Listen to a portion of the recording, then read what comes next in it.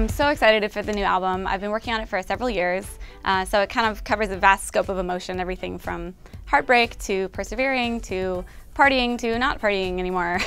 It's very 80s and nostalgic, I'd say, and it's very bright and colorful and has my kind of signature visual lyrics, so I'm really excited to share it with the world, and I'm really excited to be up on stage. I would say that the difference between my stuff and the stuff that I write for other people is that when I'm writing for other people, I really have to play it safe, you know, because I'm dealing with like Britney Spears and Katy Perry, like these massive brands that are really very like Coca-Cola, you know what I mean?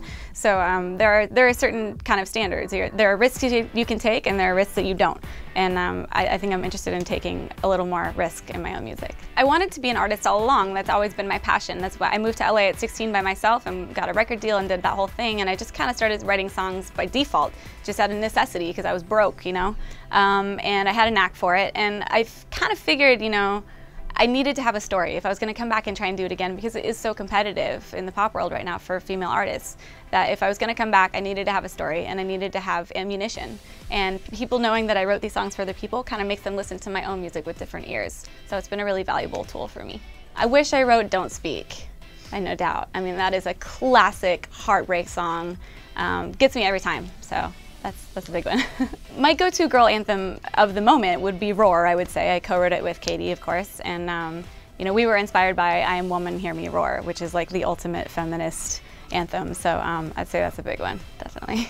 It's kind of a boys' game in a lot of ways. I mean, recently there have been a lot of successful female artists, which has been great, you know, but definitely behind the scenes, and especially in the songwriting world, it gets weird for sure. I mean, there's no HR in the songwriting world, you know what I mean?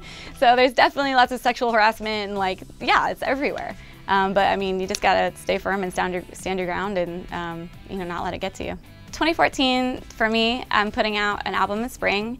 I plan to do lots of music videos, whether they're like official singles or more in-betweengles, and lots of touring and getting up on stage and, you know, touching people with my music. So I'm really excited.